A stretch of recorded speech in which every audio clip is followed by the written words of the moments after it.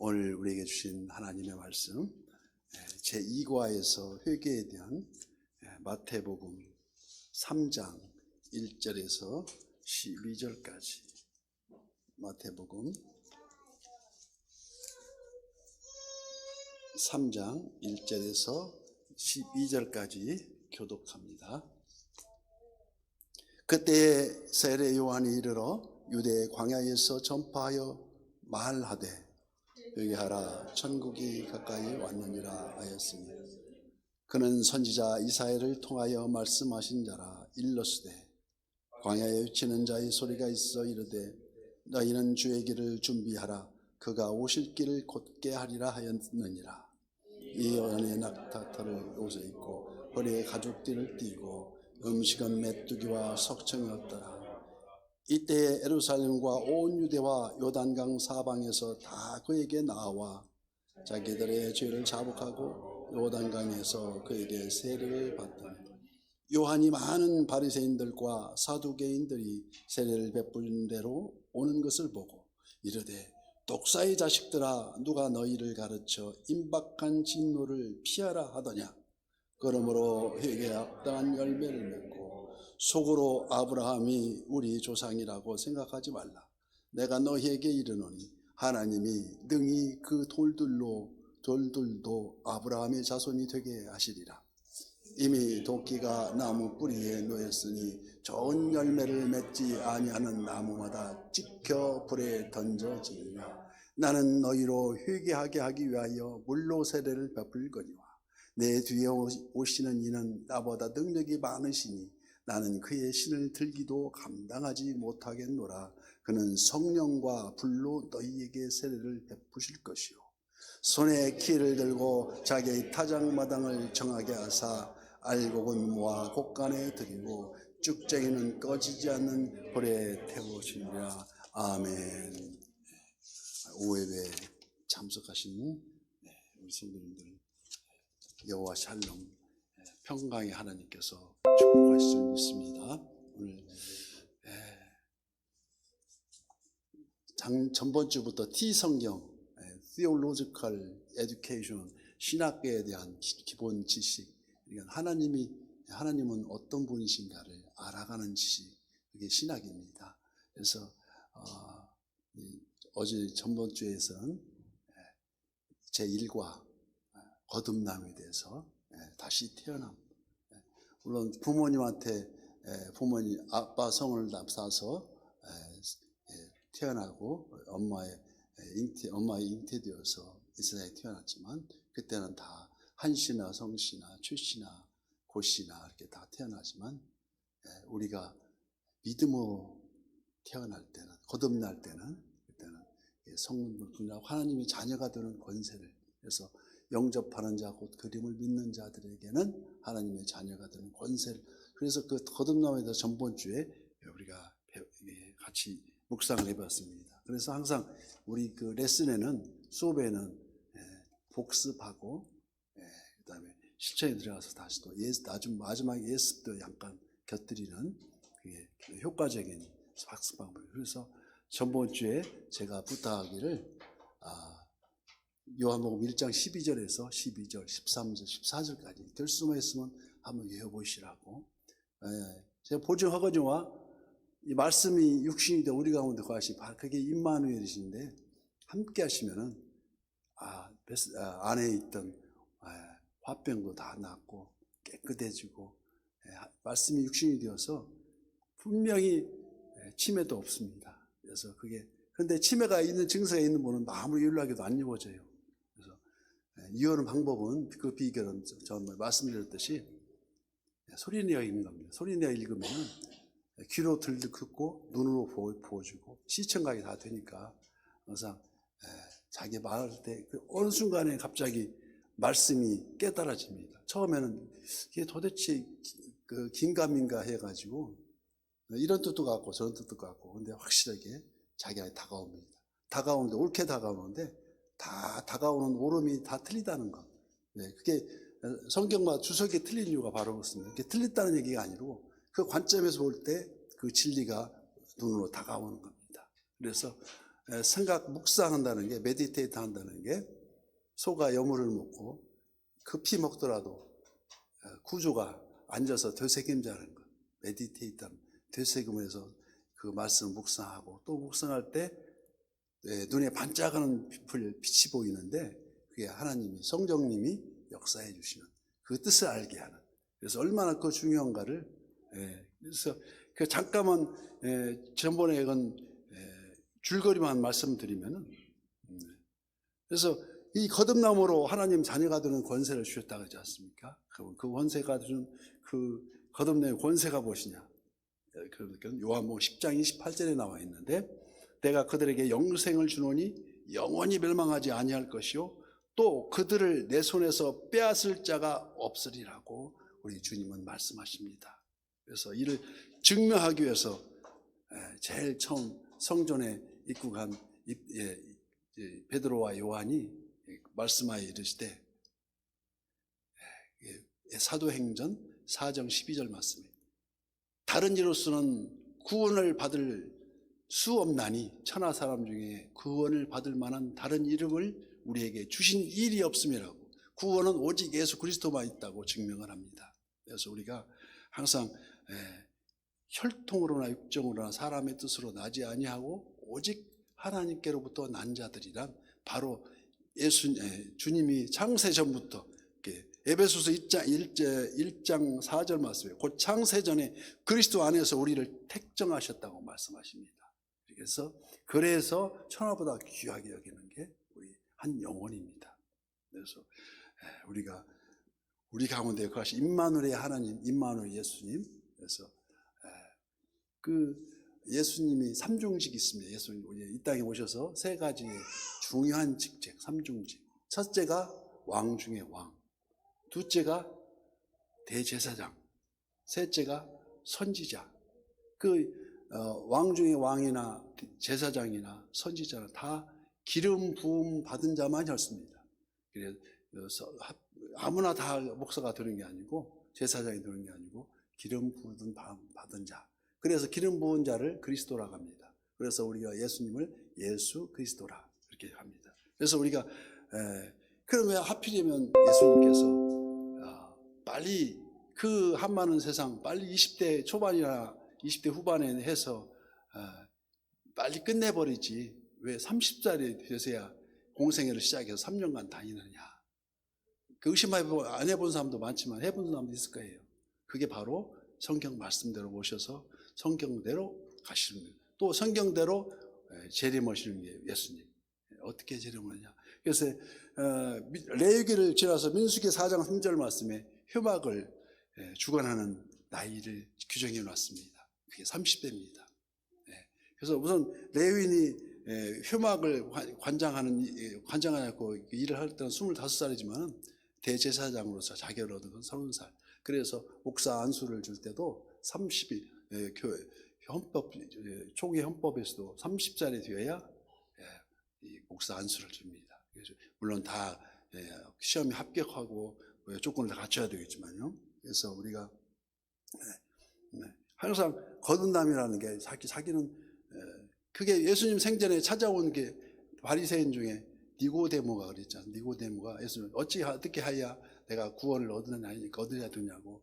그러니까 예수님께서 말씀하신 다시 거듭남이라고, 다시 태어나야 된다고.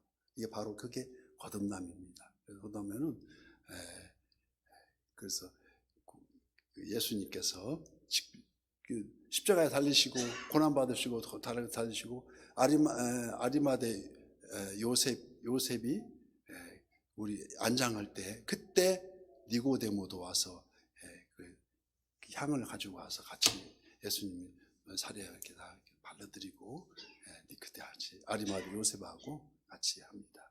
그래서 오늘 물론 다 잘 외우시겠지만은 영접하는 자고 그 이름을 믿는 자들에게는 하나님의 자녀가 되는 권세를 주셨으니 다 외우시겠지만 한 번만 시장에서 외우시나 못 외우시나 이제 서로 시켜두려고 이렇게 기대를 하고 계시는데, 우리 김경순 집사님 한번 하는 데까지만 요한복음 1장 12절 앉으셔서 그냥 하시면 됩니다. 자, 조용히 시작. 영접하는 자.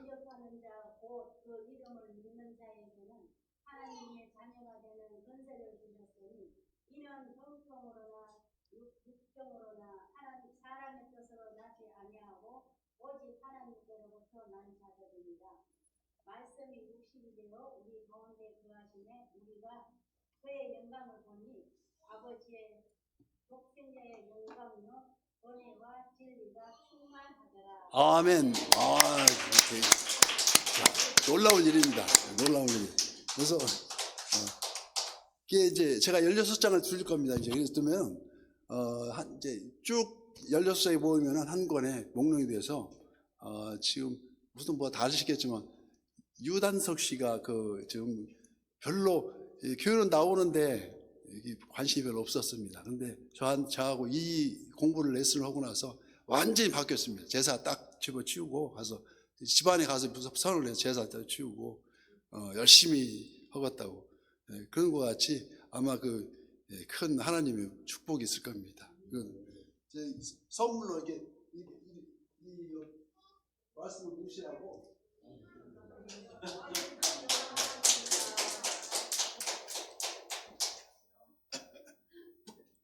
오늘까지 이제 시작합니다. 그래서 오늘은 회개에 대해서 거듭남의 말씀이 육신이 되어 우리 가운데 거하시는 우리 예수님과 함께 들어가는 첫째 조건이 하나님 자녀가 되는 권세의 첫째 조건이 회개입니다.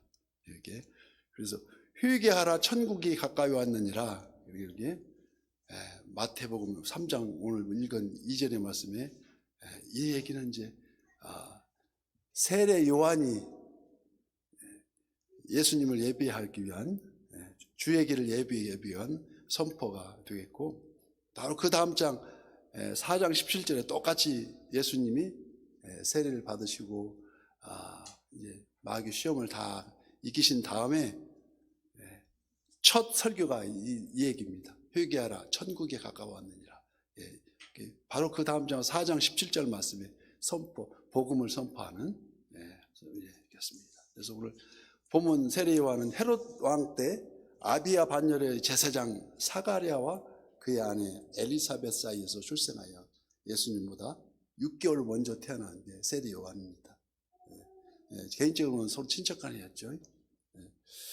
그 후에 그는 유대 광야로 나아가 약대 털옷을 입고 메뚜기와 석청으로 연명하여서 세속을 떠나 경건 생활로 하나님과 교제하며 그 한 400년 동안 암흑시대, 즉 선지자 말라기가 400년 전인데 그 말라기가 그 이후로는 선지자가 없이 암흑시대라 부릅니다. 그 캄캄한 암흑시대, 즉 선지자의 위침이 끊긴 유대 땅에 위치는 자의 소리가 있었으니 그 소리는 오늘 본문 2절입니다. 회개하라 천국이 가까이 왔느니라.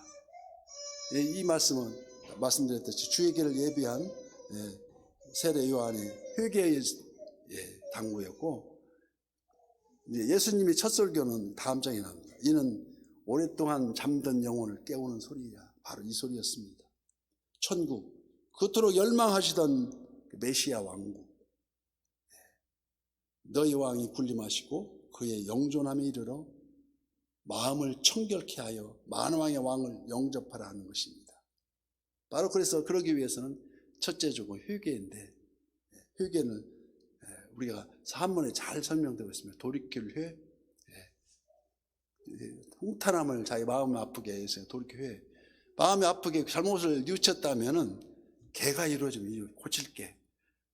그래서 잘못을 인식하고 자기 생활이 바뀌는 거, 그게 회개입니다.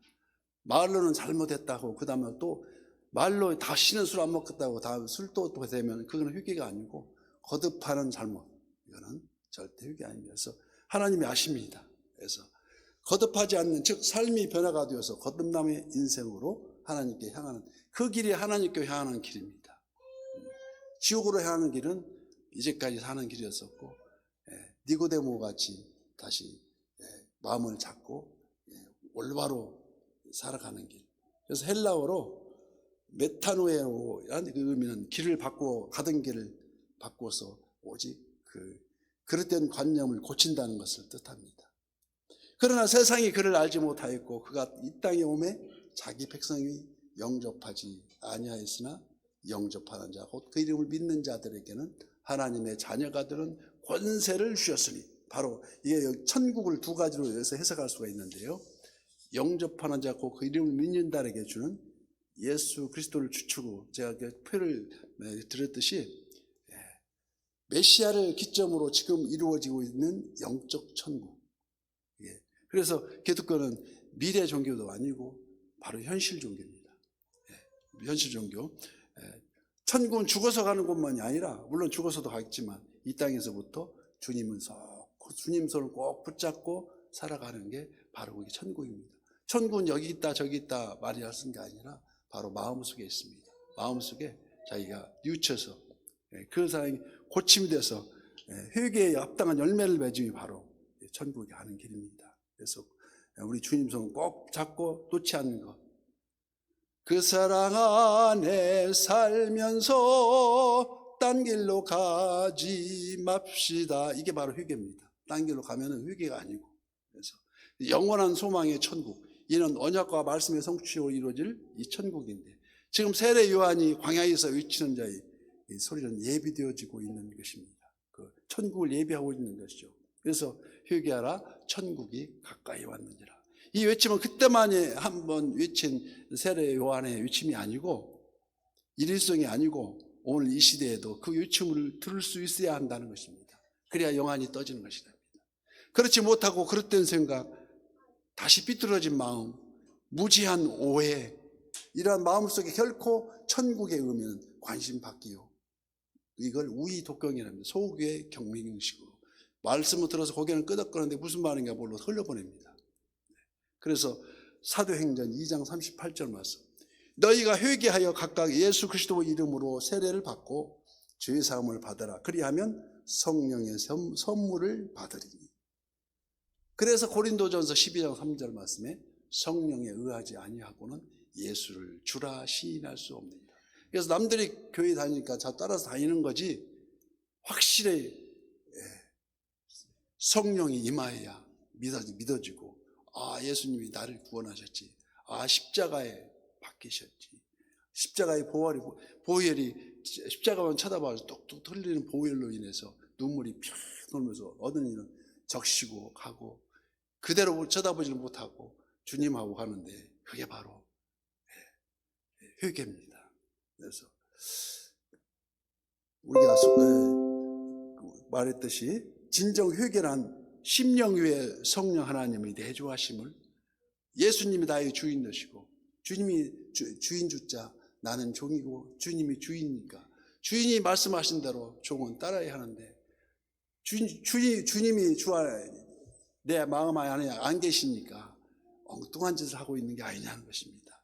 그래서 예수님 주인 되시는 영적 천국이나 간절히 바라는 소망의 천국, 그 본질이 동일하다는 것을 우리는 깨달아야 됩니다.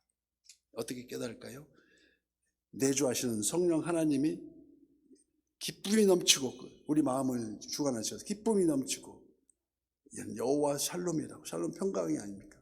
감사의 찬송의 흐름으로 불리듯 타오르던 미움이 사라져버리고, 시기와 질투, 이 모든 것이 광야에서 외치는 양심의 소리에 귀를 기울이게 된다는 것입니다. 그때에 그 소리를 들을 수가 있습니다. 수많은 사람들이 죄를 자백하고 회개의 세례 요한한테 받았습니다. 그러나 그 이후 예수님의 세례는 죄사함의 예표로 주는 죄 씻음 그 자체가 되는, 바로 그 옛사람을 죽고 새 사람이 된 거듭난 자로 주어지는 증표, 바로 그 자체였다는 것입니다. 예수님은 바로 그 복음, 기쁜 소식이었다는 것입니다.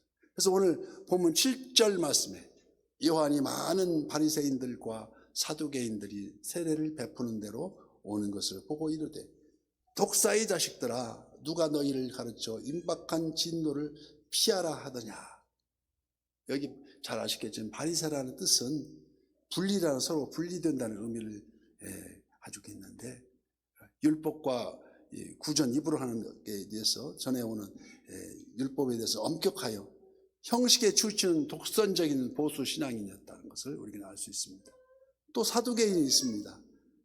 제사장 사독의 이름을 인용해서 영생과 부활을 이 사람들은 부인하면서 오직 공의의 세력을 형성해서 자유주의자로 행사하는 자를 말하고 있는데, 이 또한 독사의 자식들이라 함과 같이 전날 아담과 하와를 시험에 들게 했던 사탄의 자식이라는 뜻으로 거짓된 자여 불순종에 목이 곱고 완악한 자를 일컫고 있지 않겠습니까? 그래서 바로 오늘의 주된 9절 8절 말씀입니다. 그러므로 회개에 합당한 열매를 맺고 열매를 맺어야 됩니다. 그래서 진정으로 회개한 그 증거를 보이라는 것입니다.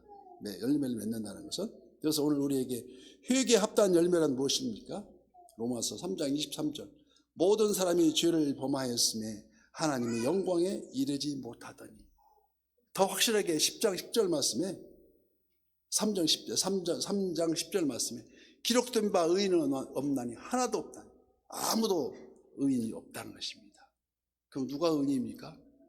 바로 말씀에서 나오지 않습니까? 바로 예수 그리스도의 십자가 보혈의 능력 아니면은 절대 예수님 이름으로 아니고는 의로울 수 없다는 것입니다. 그래서 사도 바울은 이 매일매일 죽고 매일매일 산다고 하지 않습니까? 그래서 우리가 기록된 바 의인은 없나니 하나도 없으며 지난날 알고 지었던 죄, 모르고 지었던 죄, 숱한 죄악들로 인해서, 그래서 에베소서 5장 8절 말씀에 너희가 전에는 어둠이더니, 주님을 몰랐을 때는, 십자가 보혈을 몰랐을 때는 어둠이더니 이제는 주 안에서 빛이라, 빛의 자녀들처럼 행하라는 것입니다. 바로 그게 보혈의 능력입니다. 이때 그 유대인들은 아브라함의 자손으로서 할례를 받으면 다 구원을 얻는 줄로 생각해 왔습니다. 그래서 오늘 본문 10절 말씀, 이미 도끼가 나무 뿌리에 놓였으니 좋은 열매를 맺지 아니하는 나무마다 찍혀 불에 던져지리라. 꼭 잘 외워두셨으면, 나무를 찍는다는 것은 예로부터 심판을 뜻합니다. 하나님의 심판을 한다는 것입니다. 에레미야 46장 22절 말씀에 좋은 열매, 즉 회개에 합당한 열매를 맺지 아니하면 찍혀 불에 던져진다는 하나님의 준엄한 책망이라는 것입니다. 그래서 우리가 익히 알아야 될 잠언 28장 13절 말씀에 자기 죄를 숨기는 자는 형통하지 못하나 죄를 자복하고 버리는 자는 불쌍히 여김을 받으리라. 그래서 우리가 그러므로 오늘 본문 12절 마지막 절에 손에 키를 들고 자기 타작마당을 정하게 하사 알곡을 모아 곳간에 들이고 쭉정이는 꺼지지 않는 불에 태우리라. 이게 우리가 지금 닥쳐야 할 일입니다. 그래서 마태복음 13장에서 천국은 좋은 씨를 제밭에 뿌리는 사람 같다고 말씀하셨듯이, 이때 가라지도 좋은 씨와 함께 덧뿌려지는데 섞여서 나를 뿌려진다는 것입니다. 추수 때가 되기 전까지는 이게 구분할 수가 없다는 것입니다. 다 똑같은 사람인데 어떻게 구분할 수가 있습니까? 그 마음을 볼 수 없기 때문에. 그래서 마음은 그 천국부터 이루어진다는 것인데, 그래서 우리가 추수 때가 될 때 그때는 행여 알곡이 다칠세라 한 생명을 천하보다 귀히 여기시는 참사랑의 하나님의 사랑을 알 수가 있습니다. 그 알곡이 다칠세라 가라지도 같이 크게 놔둔다는 것입니다. 그때 여기 타작마당이란 바로 주님의 몸된 교회를 가리킵니다. 타작마당에서 우리가 항상 그 타작마당의 주인이신 주님께서 이 타작마당을 정하게 하시려고 그의 손에 키를 들고 지금 계신다는 것입니다. 알곡은 우리 곳간에, 쭉정이는 바람분, 이와 같이 성령도 우리 연약함을 도우시나니 우리가 마땅히 기도할 바를 알지 못하나 오직 성령이 말할 수 없는 탄식으로 우리를 위하여 지금도 친히 간구하십니다. 그래서 이 키는 주님께서 최종 심판하심을 의미하지만 때론 주님의 도구로도 사용하시기 위해서 시험을 주시기도 합니다. 아픔을 주시기도 합니다.